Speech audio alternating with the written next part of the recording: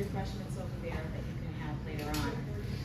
Tonight our speaker is Stephen Wood. He set out on a little hobby to destroy the myth that there was nothing to do in Connecticut.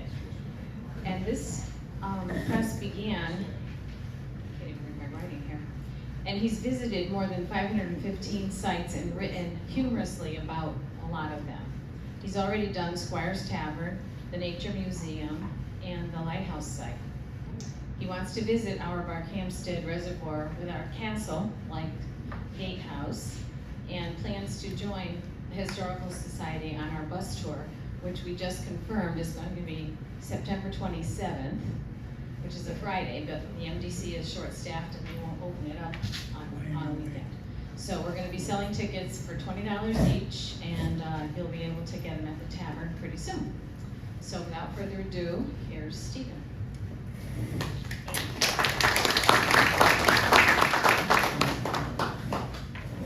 If I need the microphone, just let me know.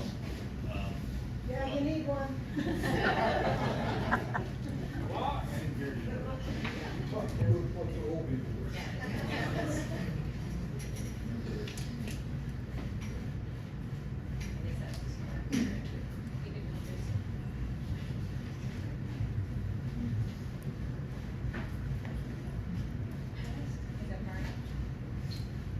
Yes. In the last 5 minutes in conversation with Maureen and overhearing some conversation, I don't even have to advance slides. I could probably just talk for like the whole hour on everything I just heard. One is there's only decaf. That's what I need now. I used to be a young person, but I can only drink decaf. Thank you for the introduction. Gosh, I have not done this in front of people and spoken about what I do as a hobby for over 10 years. So depending on how this goes, you can either thank Maureen or blame Maureen. She was fairly persistent in getting me out of my shell and getting me up here. So she kind of stole a little of my thunder. I figured a lot of you didn't know why I was here. Some of you probably do. So why I'm here, sort of that tagline. I'm here from an idea that I came up with almost 18 years ago. And that idea was something that I've stuck with for 18 years. And I was just speaking with Maureen after about 1 year, I realized this idea would probably, hopefully not outlast me, but last me into retirement. I am a completist. I love lists. I love completing lists. And basically what my website is a massive collection of lists.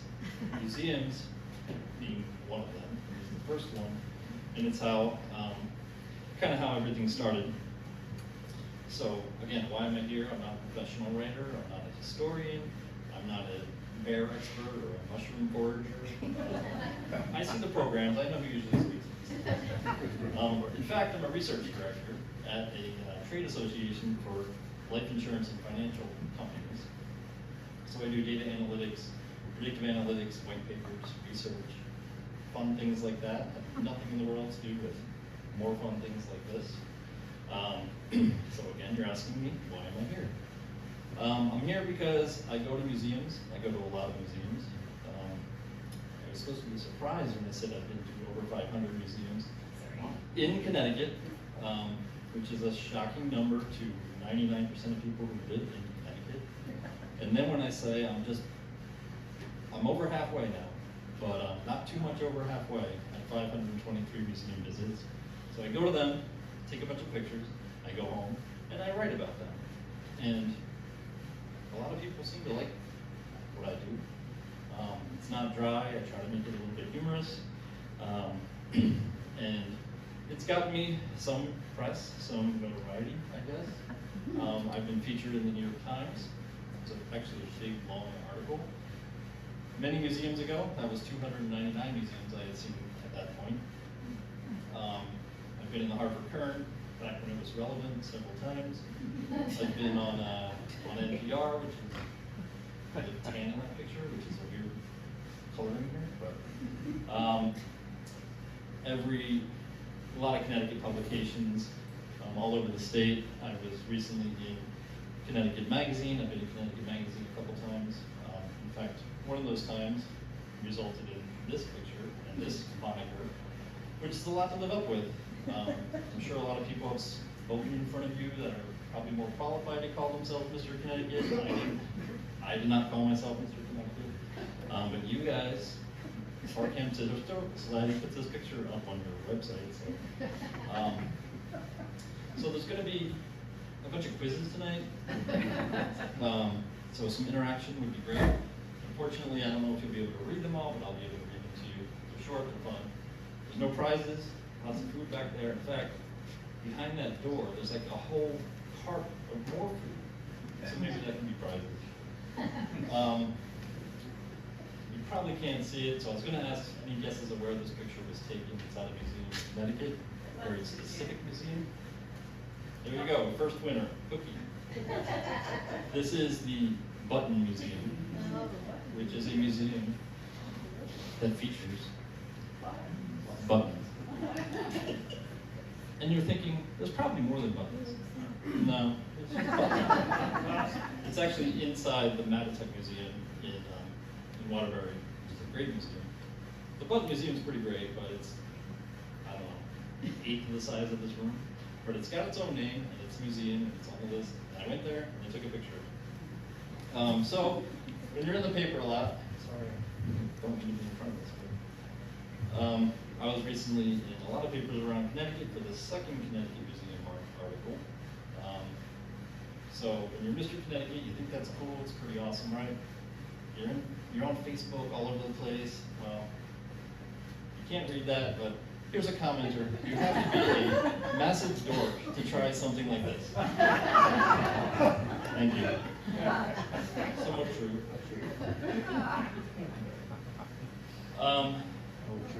A lot of the times when people say, when they find out what I do, one of the first questions is, how many museums are there? That's a really difficult question if you approach it intellectually or if you approach it just, on a lark or whatever. How many museums are there in Connecticut? If anyone knows that answer, it would be me. I actually don't know that answer. Defining a museum is a lot harder than a lot of people would think it is.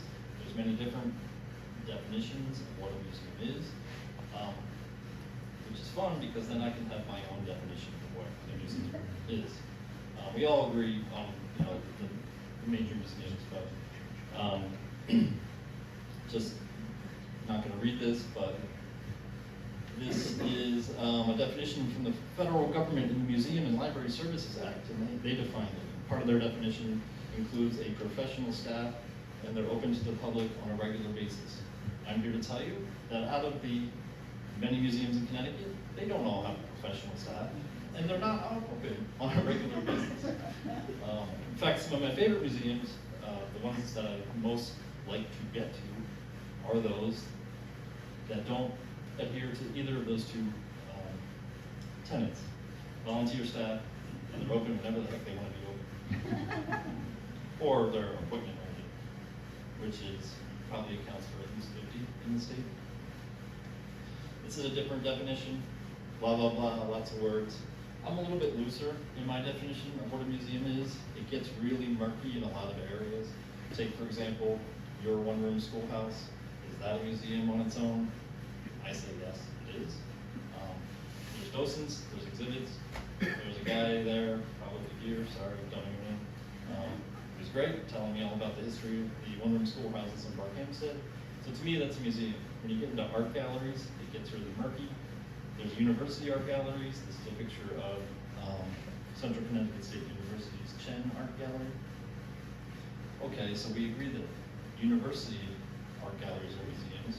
What about all the fancy private schools that cost, or boarding schools that all cost $80,000 a year now? They all have art galleries too. Is that a museum? I don't know. And then you get into the commercial galleries. I usually don't qualify them as museums. Ironically, you already saw a picture of kind of one in your town that about 15 years ago I said was a museum, so it's still a museum in my mind. That's the Peter Greenwood glass blowing studio, which is not a museum, but I kind of treated it as such, so I called it a museum. But for the most part, most of my museums on my list, you would all agree, are indeed museums. So skipping over how many there are in total, the next question is, how did you start? Why do you do this? And how do you do it? And we'll go back in time to this sign, which kind of started it all for me. This is a sign in New Britain, as many probably know. And I stared at the sign day after day after day. And I started wondering about it. But before we get to that, we're going to go further back in time. Way back to like 2000. The early 2000s. I've always worked in the corporate world. I worked at Aetna, I worked at Lego, and I work now at a different company. But I always wrote for fun. And back then, blogging was big, and people actually made money from blogging. And I got hooked up with a television criticism blog that was pure humor, pure comedy, dark comedy, kind of mean comedy. Turns out I was pretty good at writing like that about television and reality television and how stupid it was and how dumb the people were, but in a clever and creative way. So I was doing that in the early 2000s. And then 2003, this happened. I got married. The funny thing is I got married at a museum. And this was 2003, at which point I had only been to probably 2 museums in Connecticut. Once when I was like 7, I went to Mystic, and I went to UConn. So I think I went to the art gallery there. I'm not from Connecticut at all. I'm not from Connecticut. I went to college here, met her, married her, got married at a museum that, don't tell anybody, I've actually never visited again. I kind of have it in my head that when I'm really old and I'm finishing up, that'll be the last one I visit. I can be confident it's never going to close. It is state run, so maybe that means it will close. But that's the Webkin Stevens Museum in Old Weathersfield, which again, is that one museum or is that 3 museums? To be determined. So we got married, then this happened. We had our first child in 2006, Damien, and that's him as a young boy on the left, and that's him now at 18. He has profound special needs. He's intellectually and globally delayed. So I'm telling you that. I used to say a whole thing about it when he was young. It was like affected my life profoundly. It still does, but I don't want to talk about it that much anymore. Great kid, still lives at home. Brings me back to this side. So Damien, when he was born, stayed with my mother, my in-laws, who lived in New Britain, and I picked him up after work every day when I worked at Aetna in Middletown, and I sat at the light on Columbus Boulevard and stared at this sign. And I would say to myself, Youth Museum, Industrial Museum. That sounds so like, I don't know, Eastern European Communist 1952. It's just so austere. Like, every children's museum is called a children's museum, but in New Britain it's a youth museum. And I didn't know what an industrial museum was, so I asked my wife, who was raised in New Britain, what is it? She had no idea. None of her New Britain friends had ever heard of it, had no idea. So at this time, the TV site I was writing for was bought out by a corporation. Damien, my son, was in need of extra care and time, and the TV site had deadlines, quick deadlines, and it just didn't work for me, so I quit. And I stared at the sign, and I said, I need to write. I love to write. People seem to like how I write. How about I go to these oddly named youth museum, industrial museum, and make it funny. That's funny, right? It's got to be funny. Industrial museum. Everyone knows the Museum of American Art, so I talked to my friend and I said, you know what, let's go to every museum in Connecticut and write about it and make it funny. And he's a nerd like me, so he said, yeah, that sounds like a great idea. And that is how, at the time, Connecticut Museum Quest was born, which was the original name of my website. It's what it was for 8 years, I think. So, Connecticut Museum Quest, that's what we were doing. Go see museums, write about them. Then the funny thing happened. We actually went to the New Britain Industrial Museum. I thought we'd be there for half an hour, take some pictures, go home, make fun of it, like jerks. But we didn't do that because the gentleman working there, the docent, was awesome. He was super knowledgeable, super nice, really into the history of New Britain industry, which it turned out wasn't really all that funny. It was actually really interesting. And we ended up being there for 2 hours. His name was Walter Kingsburg. I believe he has passed away since then, but to this day, the New Britain Industrial Museum is very proud of their stature as being the first museum I ever went to and I ever wrote about. They used to be located like down the hallway at Central Connecticut State University in this little anti-room.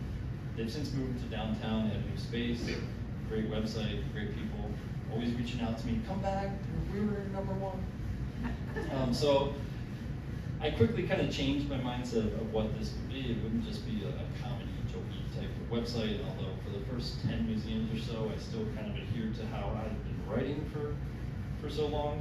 I've since gone back and sort of toned it down, made it nicer as the folks deserve.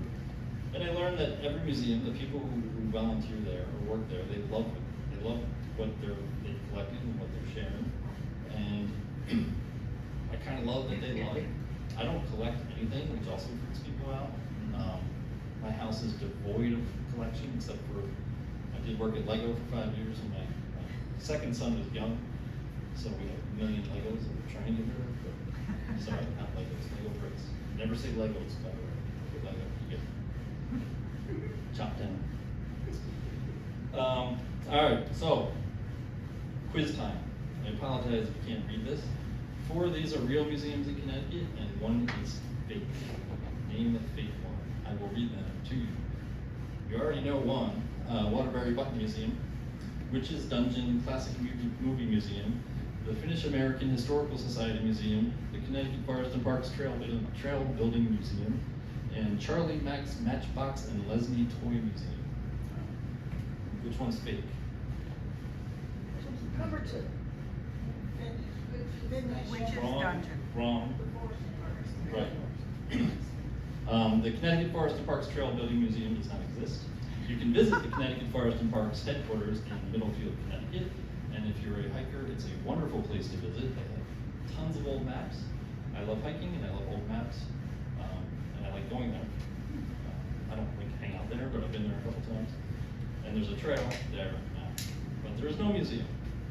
So yes, the Button Museum, you've already seen photographic evidence that it exists. The Witch's Dungeon Classic Movie Museum is a fascinating place. It used to be in a trailer in Bristol, open like 3 nights a year around Halloween.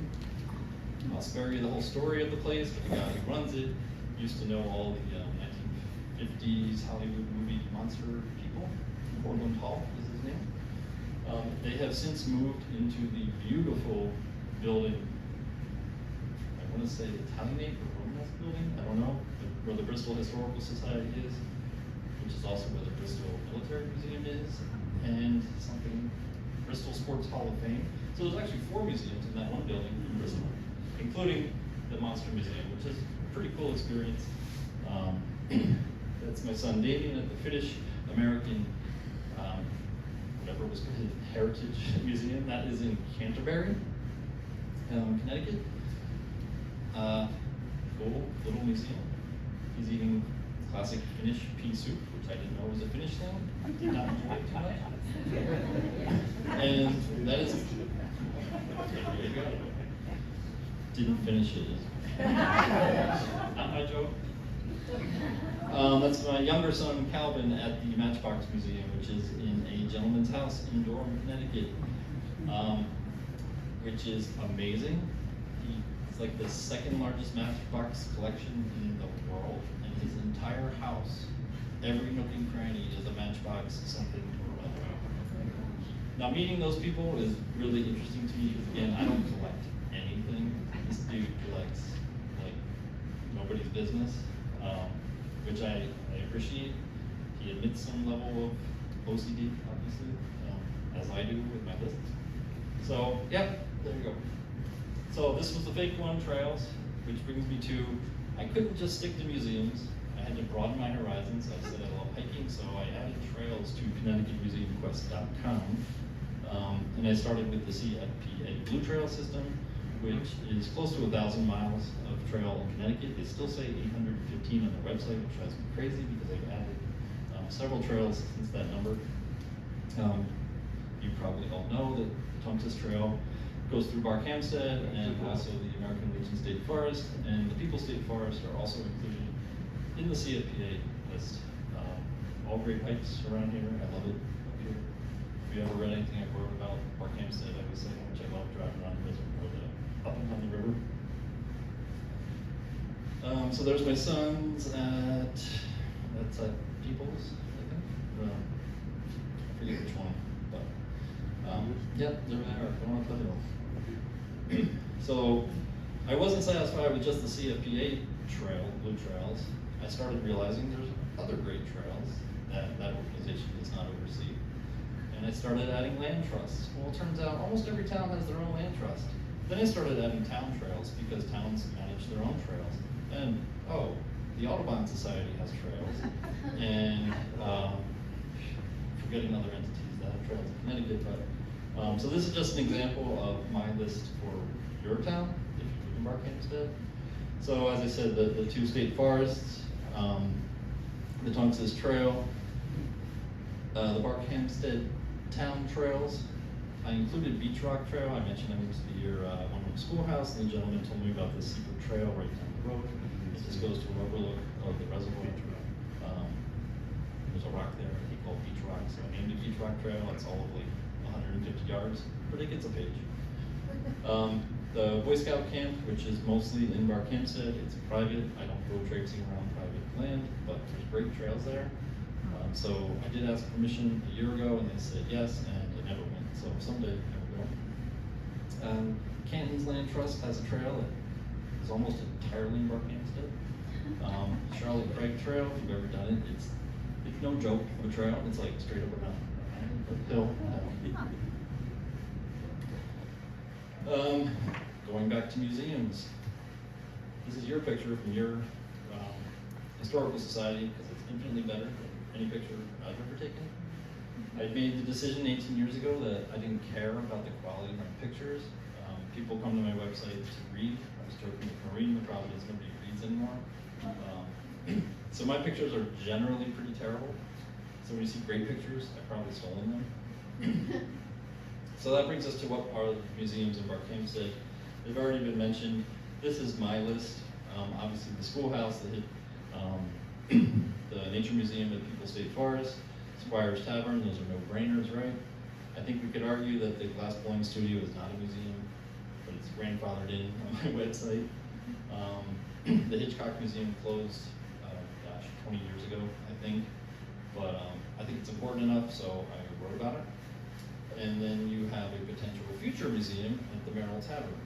Now this is just Barkhamsted, small town, small list, but you can see it's constantly in flux, which is why I can never give the number of museums. Will the Merrill Tavern open? I think so. You guys know better than I do. So let's call this 5 museums in Barkhamsted. And then we think about there's 169 towns in Connecticut, 5 times 169, 845, which, amazingly, is right about where I would peg the number of total museums in Connecticut right now. Somewhere around 850 or so. Quiz time. 4 real, 1 fake. The Lego History Museum, the Hartford History of Beer and Brewing Museum, the Haddam Shad Museum, the CRRA Trash Museum, and the Connecticut Motor Coach Museum. Which one's fake? You got the last one too, didn't you? 2 over here. Yes, the Hartford History of Beer and Brewing Museum is not real. But we don't care about that. What's more interesting is that the other 4 did exist at one time. 2 of them no longer exist, unfortunately. The Lego History Museum is gone because Lego left Enfield. The North American headquarters were in Enfield, which really surprises people. That's where I work. And there was a museum there. The Haddam Shad Museum is somewhat famous because it's so random. It's been there so long. It's It's just a little shack on the Connecticut River in town. The Trash Museum closed as well, state budget cuts. It was a state-run museum, all about trash. That was in Hartford, right by the steam plant. And the Connecticut Motor Coach Museum is up in Enfield as well, with the train museum that's up there. It's real. Oh wait, I forget. I got some more slides. I have pictures. So there was the Lego Museum, little Damien at the Shad Museum, me at the Trash Museum, and my 2 boys looking at an old motor coach. That museum is just like 5 buses, 5 old buses, but it exists. The fake one was the beer brewing, so I wasn't satisfied with museums, and I wasn't satisfied with hiking. I needed sustenance. So at the time, in 2006, I didn't care about breweries, but in 2009, I started caring. There was 5 breweries in the state. Today, there's 107 breweries in the state. And in that time, there's also been about 30 more that have opened and closed. So there's been about 140 or so since I started tracking and drinking. I'm not proud to say I've been to all of them, except for just a couple. And so I go to them, take pictures, and I write about them. And there's a whole, my website's interesting because there's the museum people who care about the museum stuff.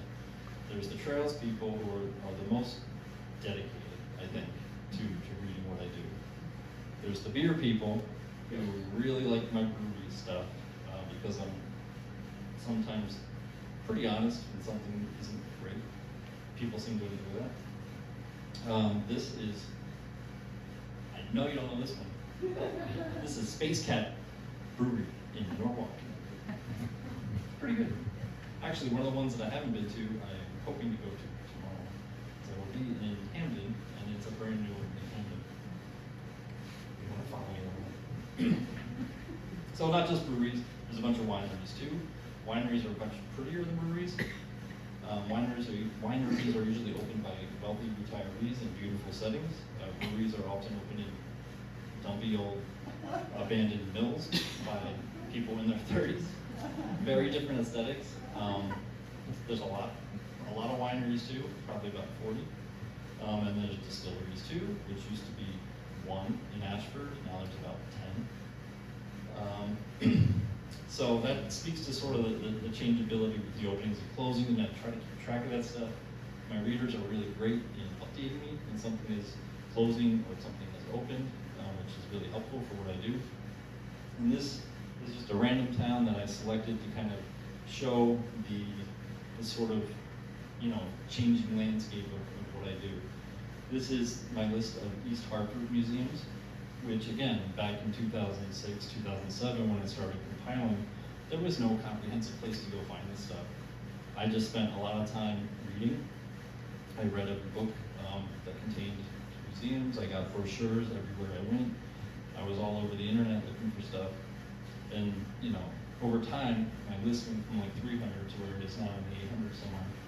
But it's constantly changing, so, and I really like staying on top of this stuff. I have schedules of when I get certain lists. So this is East Hartford. The first one is a blacksmith shop. It's part of their Historical Society collection of buildings. The West Hartford Children's Museum, which is the one with the big whale tail that had been there since we were kids, closed a couple years ago. Right now it's in the basement of a synagogue in West Hartford, and the plans are to move it to East Hartford. So maybe it'll be in East Hartford. Connecticut BioBlitz is a traveling museum that happened to be in East Hartford when I went there. I don't know, it's not every year, it's like every 3 years. Super cool if your kids are into like bugs and reptiles and stuff. Connecticut High School Coaches Association Hall of Fame is at Rensselaer Field. It is never open. I happened to be there, and a guy happened to be storing mops in it, and he let me in for about 3 minutes, which is all you need for that museum. Connecticut River Valley Wildlife Museum. That is inside, what's it called, Cabela's at the Rensselaer Field. It's a big sign, that says Connecticut River Valley Wildlife Museum. It's just a taxidermy display. They call it a museum. It's a museum. It's on my list. Another potential future museum, the Edward E. King Museum, used to be within the East Hartford Library. It was all about a guy who owned tons of tobacco fields around the East Hartford area, and it was actually really impressive. And then they remodeled the library, and they broke it down, and they shipped all their bits and pieces to various different museums, so that's no longer there. Goodman Schoolhouse is part of the Historical Society.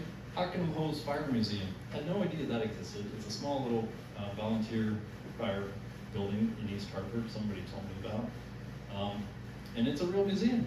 It's a fire museum with old firefighting equipment and stuff. The Hubble Museum is not a real museum. That is an entirely fictitious online museum by some guy in East Hartford who fancies himself a comedian. I don't get the point of it, but he's crafted this whole fictional world of a Hubble Museum, and he lives in East Hartford. So I scrolled through it, and I critiqued it, and wrote about it, and it's a museum. Iwo Jima World War II Traveling Museum. A couple has this museum in a trailer. They travel around the state. They're from East Hartford. It's a really impressive collection of everything that they have gathered from the Battle of Iwo Jima. I'll skip the next one. Another house at the Historical Society, a gallery that used to be in Manchester, moved to East Hartford. The Pratt & Whitney Hangar Museum, if you're into aviation history or Pratt & Whitney history, you have to get, oh no wait, I think it's open to the public for like 2 hours on Wednesdays. You still have to get permission to go in there since Pratt & Whitney is now great, I think. It's massive, it's huge. It's not as big as the Air Museum in Windsor. It's about half the size, but it's Pratt & Whitney history, jet engines, planes, everything. It's amazing. Selden Brewer House. It just opened very recently. It's another historical house museum about tobacco history, and I went there last weekend, and it's really nice. So that's just one town to stay on top of with all those museums. That's what I think is fun. Another quiz. 4 real, 1 fake. Ready? Who's someone else, James? Muhammad Ali Museum. The New England Muscle Bicycle Museum, the P.T. Barnum Museum, the Museum of Greek Culture, and the Connecticut Museum of Geographic Extremes. Bicycle. The Bicycle Museum was real. Alright. Muhammad Ali is very real. Don't dare let the guy hear you say that you thought it was fake. There is no Connecticut Museum of Geographic Extremes. But if I were to create a museum, I'd probably do that one. So upper left is my friend at the Muhammad Ali Museum, which is in Bethany, Connecticut. It is another guy who has a museum in his house. It is amazing. He knew Ali personally, and it takes 2 hours to go through his museum. Fascinating guy. If you want to get in touch with him, he would love to have you out there. That is me at the New England Muscle Bicycle Museum, which was in Bloomfield. He shut it down and sold off all his bicycles. The Barnum Museum is fairly famous in Bridgeport, also infamous for not being open for about 15 years now, constantly fundraising. And I wish you could see my son's face at the Museum of Greek Culture and History, which is within the New England Carousel Museum in Bristol. So I mentioned geography. Trails, museums, beer, wine, etc. wasn't enough. I love maps, and I like hiking, and I'm somehow fascinated by geographic extremes, so that's a whole other section on my website. That is the, I'll call it infamous, Southwick Jog, which is fairly close to where we are right now, which was the first thing I wrote about, which to this day, and my website has thousands of pages about hundreds of different subjects. My page on the Southwick Jog is in the top 5 most read and commented on the whole website.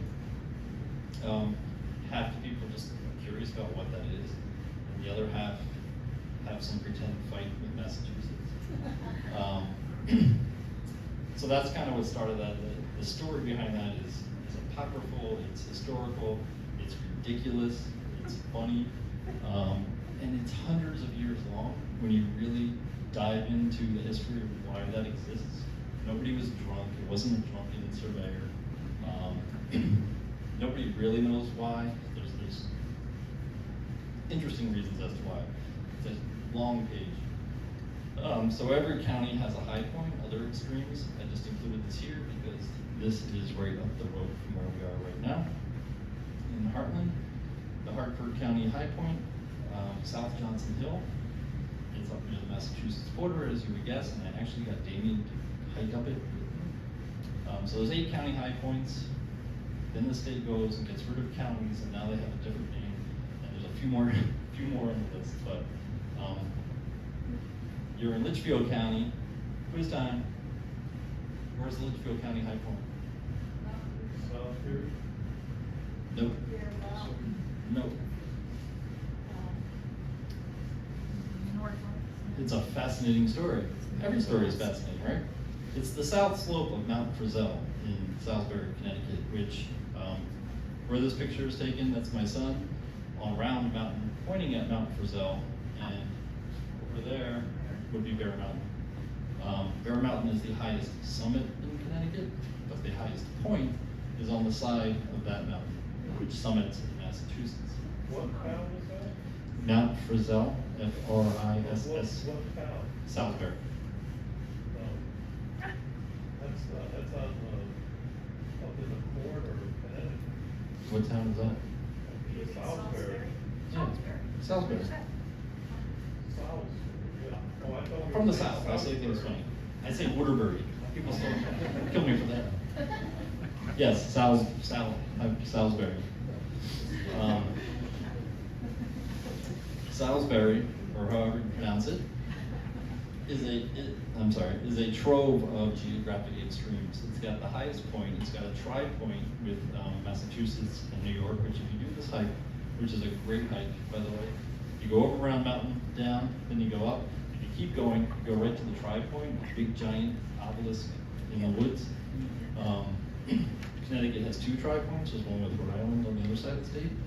Salisbury has the highest elevation pond. It has the deepest natural pond. It has the northernmost point in Connecticut. Connecticut has a northernmost point, a western, eastern, and southernmost point. I've been to them all. They're all very different, and they're all really hard to get to. Most are on, 2 are on private property. 1 is on scary private property, and 1 is on an island in Greenwich that costs about $100 to get to. With ferries at times, if you're out of town, it's a whole licensing thing. I did it was great. Quiz time, 4 real, 1 fake. The Basra Dairy Farming Museum, the Children's Garbage Museum, the International Cricket Hall of Fame, the Eeyore and Donkey Museum, and Cowboy Al's Wild West Museum. Eeyore and Donkey. That is Rio.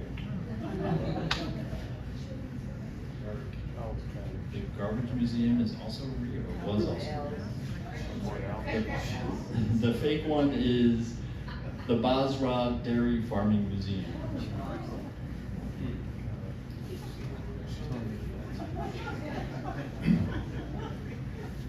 That was the point. I have not been to them all. It's the first one I haven't been to. So the Children's Garbage Museum was in Stratford. It was also state-run, and it also closed. The International Cricket Hall of Fame is in Hartford. And again, like the Muhammad Ali Museum, if you're really interested in cricket, and you think you're going to be there for half an hour, book 2 hours, because the guy loves talking about cricket. The Eeyore and Donkey Museum is in Hebron. I'm 99% sure it's real. I haven't been there. I'll let you know if I'm getting my leg pulled. And Cowboy Al is in Litchfield, and he is one of the biggest characters in Connecticut. I don't care if you don't care about cowboys. I don't. Great time, great guy. Fascinating hour of your life. All right, you just reminded me. Another quiz. 169 towns in Connecticut, according to me, only 4 do not have any museums. And a clue is I was reminded of one that doesn't on that last slide. So there's an easy answer. Any guesses of any of the 4 museums? 3 of them start with B. That's one. Brooklyn has a bunch of museums. Bolton is another. Beacon Falls is another, although one has been in the works for like 10 years. The Rimmen Rock School Museum, I think it's called. So maybe they'll take off the list. And the 4th is kind of iffy, it's Lyme, which is funny to me because Lyme doesn't have any museums. A ton of trails, no museums. But if you look on a map, like I do for fun, the Gillette Castle is actually in Lyme. The driveway is East Haddam, so it's an East Haddam address, but it's actually in Lyme. So Lyme's a little iffy, but definitely Basra and definitely Bolton have nothing in the works. Basra's been my whipping boy town for 18 years because there's nothing in Basra. So I say that, right? Just last week, Joshua's Trust, out in eastern Connecticut, they just opened a trail in Basra, like 2 weeks ago. So I have to go back to Basra. Oh, I went ahead. So the Dairy Museum is fake. How do I get my family to go with me in all my crazy adventures? The promise of ice cream, chocolate, or cheese. So I created the Connecticut Homemade Ice Cream Trail, chocolate trails, and cheese trails. They all sort of, or 2 of those sort of exist at the state level. They put together these things of Connecticut Chocolate Trail, but it's the state, and people have to pay to get on those trails, so it's only like half the chocolate, not even half the chocolate makers. So I have been to many homemade ice cream places, chocolate places, and cheese places, cheese makers around the state. So I have all those lists, I go there, I take pictures, I go home, and I write about it. And my kids and wife are happy to do all of them. The same continuity, top left, BE Chocolates in Fairfield, super high-end Belgian chocolate maker. That's La Croix in Plainville, which is fairly new and really good. And that's Damien at Ruby something farm in Norfolk, Connecticut. Oh, we're going quickly now. Another one. 4 real, 1 fake. Big and Tall Soup History Museum, National Shaving and Barbershop Museum, New Haven Cocktail Museum, U.S. Squash Hall of Fame, and the New England Accordion Museum. Blowing your mind. Ding, ding, ding. The first one is fake. There is no Big and Tall Soup History Museum. Now I have been to the other 4. Or the first one, the Shaving Barber Museum is long closed. That was in Meriden. The New Haven Cocktail Museum is in the lobby of a bar and restaurant in New Haven. The Squash Hall of Fame is at Yale. And the Accordion Museum, again, you don't care about accordions. I didn't care about accordions. My, at the time, 9 or 10-year-old son really didn't care about accordions. But man, there's a lot of accordions out there. It's in Canaan. And there's a ton of accordions there, like 1,000. It's in, it might be North Canaan. Don't get me going on Canaan, North Canaan. I have a whole page on that too, by the way. The Canaan Conundrum it's called, because the center of North Canaan is called Canaan. But there's a town called Canaan, south of North Canaan, which calls itself Falls Village. And East Canaan is in North Canaan.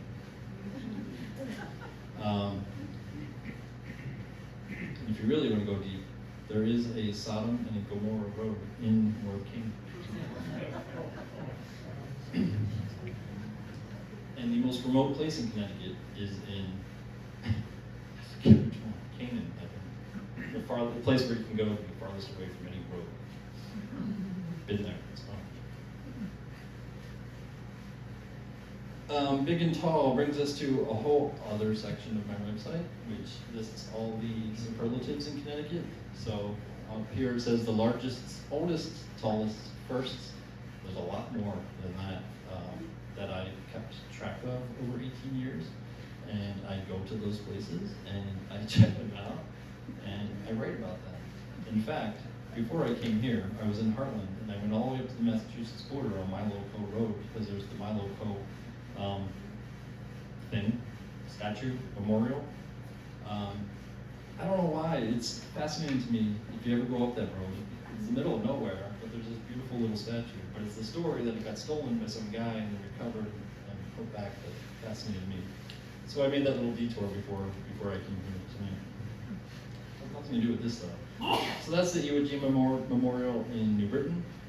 What makes it onto this list is, they say, it is the only Iwo Jima memorial that contains part of Iwo Jima. The base of that statue, the cement is made with sand from Iwo Jima, and they say they're the only one in the world that does that.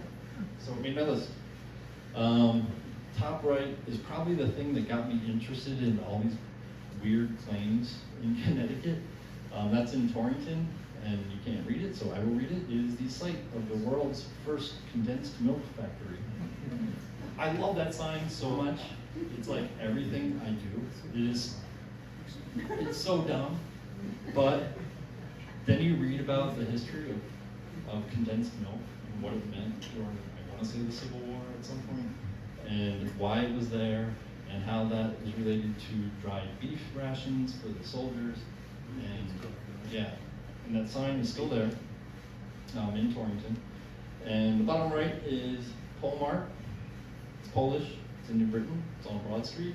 It is the only post office in the United States where everything's Polish.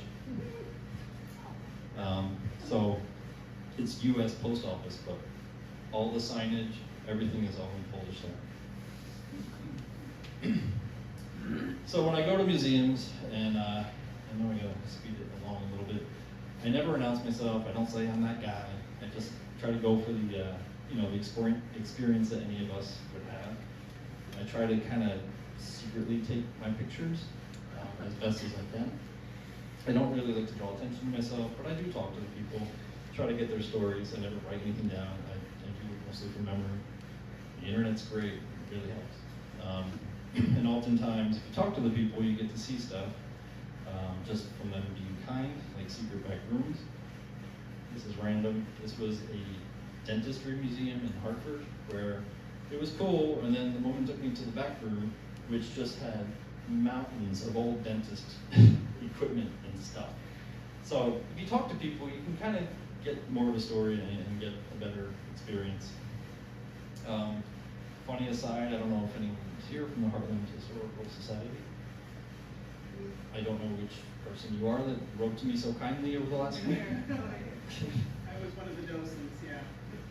Nice to see you again. So I just went to the wonderful Gaylord House Museum in Heartland, which now I feel bad I made fun of about 45 minutes ago for only being open. Oh no, wait, yeah, that was, but that's how these volunteer run museums in small towns are. Anyway, so I went there and had a grand old time. They left me to my devices to take my pictures, had a nice conversation, went about my way. And since then, I've been reached out to, and I was told that I'm like the stealth restaurant critic that doesn't, that secretly travels around and does what I do, which is kind of true. Like, I don't want to go into places and say, I'm the guy, I want special treatment. That's not really me at all. Speaking of Heartland, when I'm in the press, I was in the Heartland Gazette this week. End of our Hampstead Town News. Like I said, I've been everywhere in Connecticut press. And speaking of, kind of doing things on the down low and not secretly at all, but I don't, advertise taking pictures because then people ask, what are you doing here? I used to joke back when I started this and I had dark hair and fuller hair. I was the youngest person going to these places. Now I kind of fit in a little bit more. Except if a new children's museum opens, I don't know what I'm going to do because, Which brings me to this picture, which a kind reader told me there was a museum hidden away in the basement in the back of the children's section at the Plainville Library, and I should go there. So I went there, It's a museum, see? Museum. So here I was, the guy who doesn't say what I'm doing, taking a bunch of pictures in a children's museum of a library, which is sketchier than being the old guy in the history museum. So you wonder what this museum is, as you should. This is a terrible picture, but they have a collection of former Governor Trumbull from whenever he was governor, 1700s, 1800s. He was a birder, and he collected eggs of every bird species in Connecticut and preserved them. And they are hidden away in museum at the Plainville Library in the children's section in the basement in the back. We got another one, everybody. 4 real, 1 fake. The Sikh Art Museum. Excuse me. The Nut Museum. The Katharine Hepburn Cultural Arts Center Museum. The Pez Visitor Center Museum. And the Rocks and Trees, Please Children's Museum of Roxbury.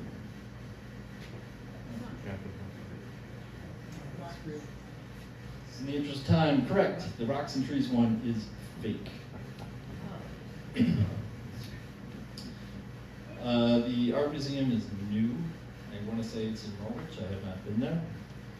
The Nut Museum is one of our more famous sort of quirky museums. It no longer exists. The wonderful woman who ran it down in Old Lyme long has passed away. But it lives on. They saved everything and it travels. It was at the Wilbur Cross Gallery at UConn last year. It was her whole museum within that museum. So I counted it as visiting her museum.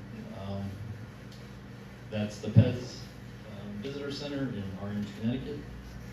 And Katharine Hepburn is the famous Connecticut resident, so that shouldn't surprise you. She has a museum down in Old Salem. Rocks and trees. We all like rocks and trees. Let's have a whole other section on my website all about rocks and trees and geology. One of the best waterfalls in the whole state, by the way, is 12 minutes from here the way I drive. Falls Brook in Heartland. When it's running, it's a beautiful waterfall. I've been to like, I don't know, 50 in the state, and it's definitely one of my favorites. And it never gets mentioned because it takes an actual effort to get to it, I guess.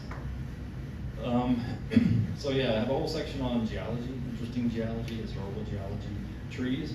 Connecticut has like 8 national champion trees, meaning the largest of its species in the country. I think the closest one here is a black oak in Granby, I would guess. That's also very changeable too, because trees die and other trees in other climates get larger, so gotta keep on track of that, keep on top of that one. Alright, we're winding down. 4 real, 1 fake. It's fun, right? Lock Museum of America, the Gertrude Chandler Warner Boxcar Children Museum, the Ukrainian Museum, the Legend of Dudleytown Museum, and the American Museum of Tort Law, which is better all know that one's real. Dudleytown is fake. And Dudleytown itself is also fake. I can't stand when people tell me about haunted Dudleytown. Funny story about Dudleytown, if you don't know what I'm talking about, it's out in Cornwall. It's just another place, just like the Lighthouse area or Gay City in Hebron, where there's just foundations in the woods. People ascribe hauntings to it.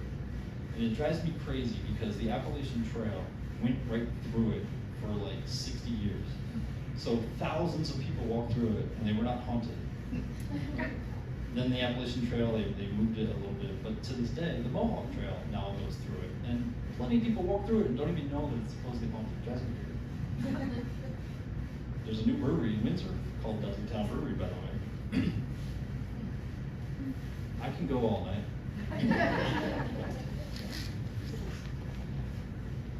Should have given them caffeinated, not decaf, right? So that's me at the Lock Museum, which is in Terryville, which is a part of Plymouth. Yeah. Being an out-of-stater, I stick to the 169 town names. I do acknowledge Terryville and Rockville and Mystic and Riverton all exist, but to me, I forget the order I just said it in. It's Plymouth. Mystic is actually 2 different towns, Groton and Stonington. Anyway, the Gertrude Chandler Warner Boxcar Children Museum. Yes, it's really just a boxcar. That is in Putnam. If you're familiar with those children's books from when you all were kids, I encourage you to go back and read one of them. They are terrible books. I had never heard of it. I went to this museum, so I decided to read one of them. Yeah, they're not good. I don't know why they're beloved, but there's a museum. That is Damien at the Ukrainian Museum in Stamford, which is beautiful. It's large, massive, hugely impressive, and yeah, it exists. And the American Museum of Tort Law is right down the road. Gets more press than almost any other museum for various reasons. So communities, I forget what the fake one was, but it was supposed to lead me to talk about communities in Dudleytown and urban legends. So I have a whole section on historical communities and urban legends and things like that. One being your very own Barkhamsted Lighthouse. Right down the river from that is Satan's Kingdom, which is also fascinating. So I have a whole section on going to every place in Connecticut named after Satan, which there's actually like 25 to 30 of them. The most famous one is right here though, it's right down the road. Most of them are sort of apocryphal, or no longer used. There's one in Burlington, Devil's something. There's a bunch of Devil's Dens, I want to say. There's a Beelzebub Road in South Windsor, where there was a church that actually burnt down. That's a true story. So itinerant. Again, a lot of the people who live in these communities were itinerants. A lot of museums are itinerant and difficult to get to. Some are only open very rarely, such as ones that are at the town fairs, which there are way more than I want there to be. Here's the Berlin Agricultural Lines Museum, which is open at the Berlin Fair for whatever 3 or 4 days a year, which looks very similar to the Farm Museum at the Durham Fair, which is only open 4 days a year. There's one at the Orange Fair, there's one at the Brooklyn Fair, which is the oldest continuously running fair in the United States. The Durham Fair used to be the largest all-volunteer run fair in North America, but they were overtaken. But I don't know by who, but they changed the website. It's now the second largest all-volunteer run. So they dropped off my superlative list. I go to all the national designations, National Historic Landmarks, of which Connecticut has 63. There's a whole bunch of national designations, more than you would ever care to want to know, all the way down to, I forget, Association of Mechanical Engineers, national sites. We have like 8 of them, and I've been to like 7 of them. So this is the world famous Philip Johnson's Glass House in New Canaan, which I will put a plug in for this place. Oh, what a crazy house. We live in a glass house. Go there, pay the money, take the tour. It's not just the glass house. It's like 11 buildings. Several of them are art galleries. And you'll learn a lot about not just architecture, but art and landscape design. And it's a beautiful day. So what is all the point of all this for me? About, after 10 years of writing this website, I decided I needed an ultimate goal. My ultimate goal was to complete towns, and I always put quotes around complete.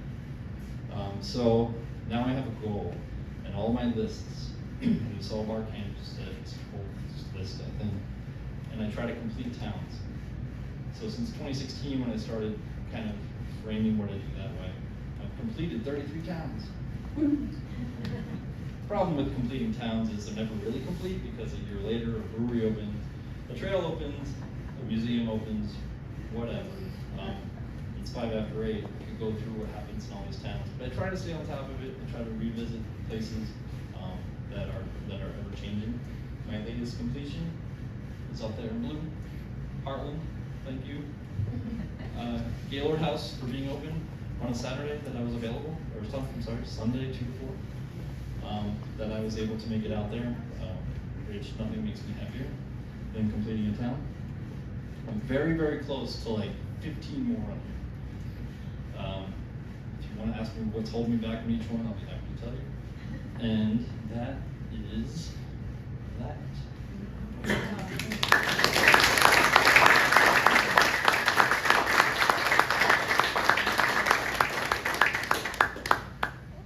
Barn Door Hills New Grim.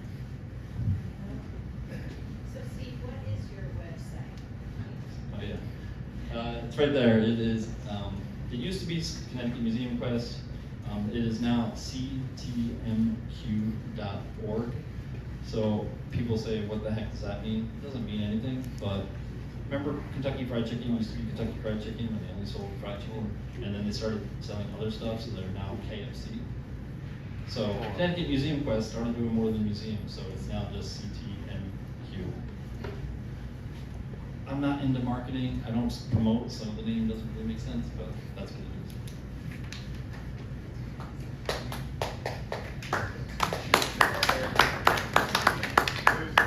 There's an author named Marty Scott.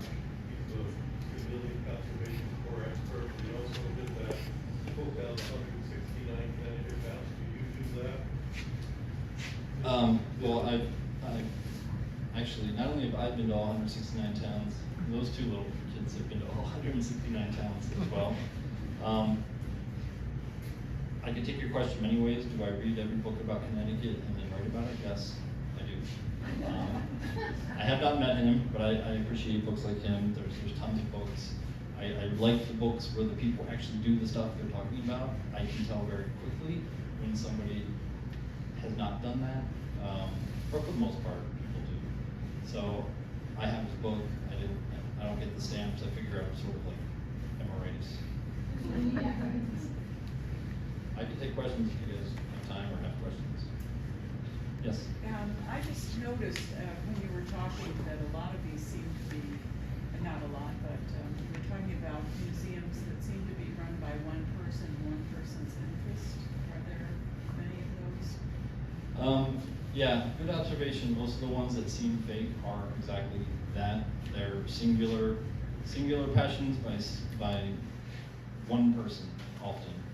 Many times located in their house. They don't really have an internet presence. I just hear about them because I read a lot and people tell me a lot. They're also among my favorite to visit. They're also among the hardest to write about because you develop a personal relationship with these people over the hour and a half. So, spoiler alert, the Cricket Museum is not good.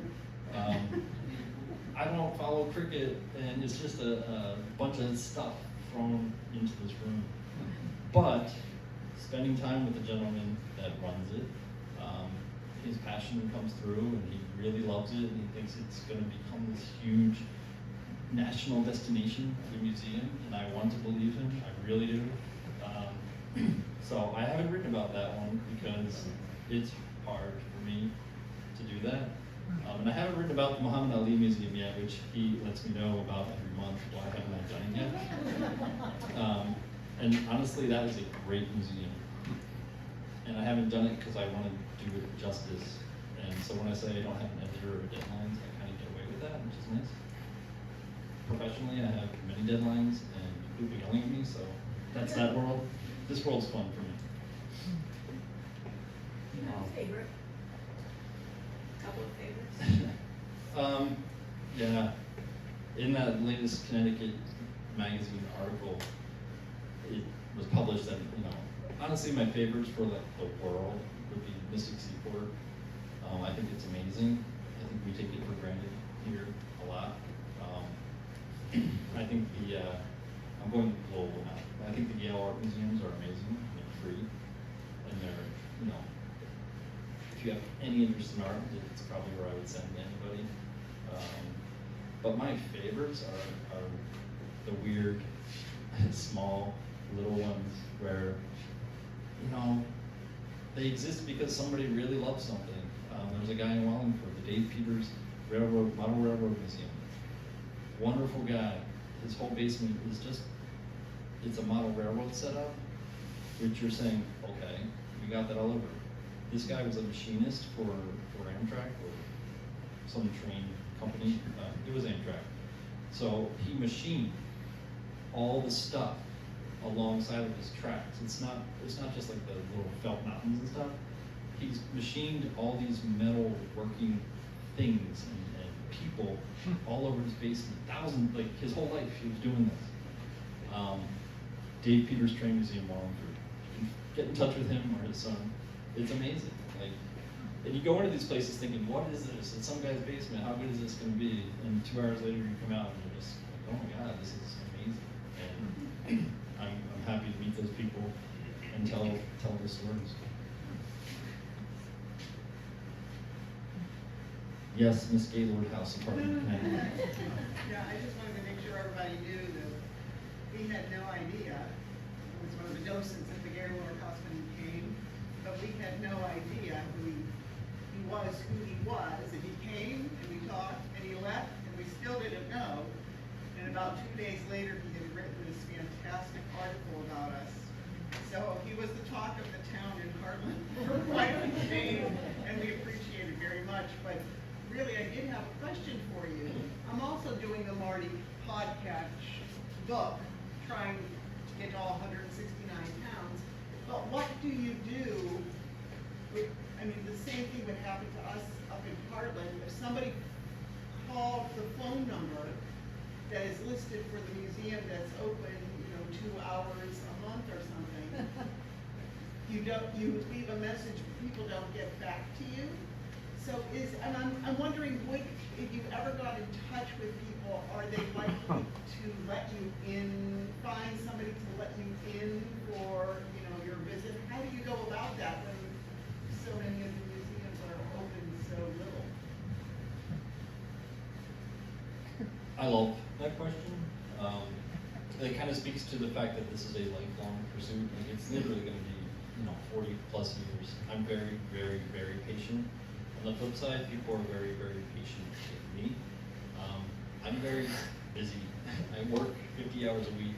I have my younger son plays soccer, and it's so ridiculous. We're all over the East Coast all year. Season is 11 months long. I'm going to San Diego to play soccer for a 13-year-old in 2 weeks. So I'm patient with them, and I ask patience on the other side. I don't ever call people on the phone. I hate talking on the phone. I don't like talking, so this whole hour and 15 minutes has been interesting for me. So I usually try to write an email. I often write it from my work email, which doesn't even say, it's not ctmqsteve@gmail.com. That's my email address. So I'll usually reach out. A lot of them require me to, they're appointment only. There's 60, 70 that are appointment only. I block days ahead of time. I'm a planner and a list maker, and I try to find the day that's going to work for me, that works for that person, that's like a month out, and we set it up, and I don't really tell them why. I'll usually just say what I told you, some sort of white lie that I just happened to be in town, and I found out about this place, because I just don't want to spend the hour talking to them about why I do what I do. I just want to go do it, So email works for me better. If I have to call, I really better want to go there, because that means I'm talking to the person. I didn't really answer your question. It's not easy. There's tons that I've been, it's not a museum, but the dam thing. It's been on my list I know that they used to let people inside the dam. I need to get inside the dam or close proximity to it to complete my list, to complete Bark Hampstead. It's what's hanging out for me to still have to do. And it's been 5 years. Through the pandemic, when they stopped doing those things, and Noreen reached out to me, she's like, what do you charge for a talk? I said, I don't charge anything, but get me into that dam. She modestly said that they worked it out with the MDC to be on the Friday. That was all for me. I'm just kidding, not at all.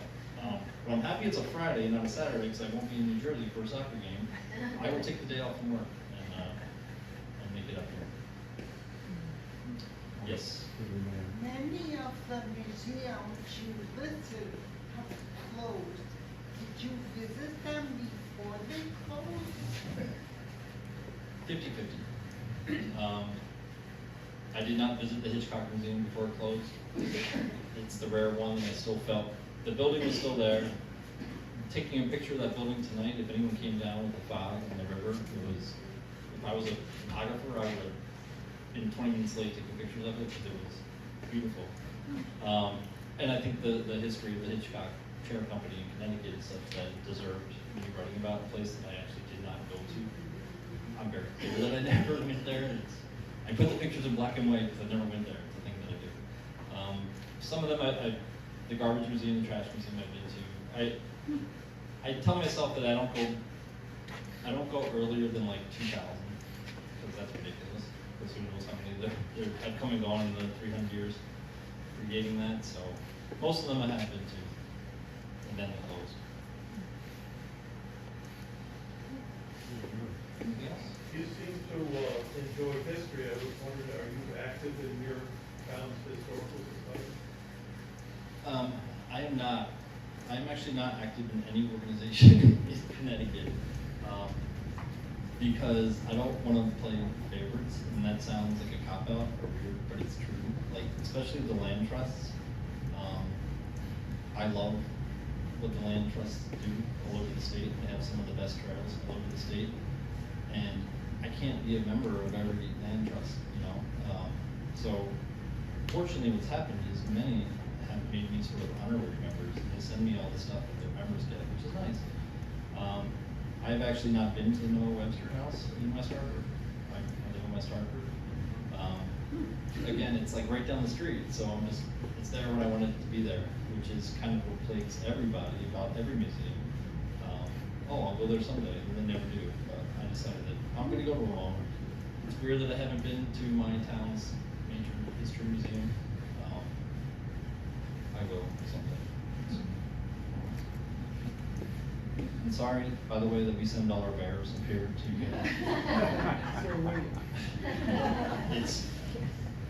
it's ridiculous. I see a bear 4 days a week now, or evidence of a bear, and I live on the mountain in West Hartford, and I know where they bring them.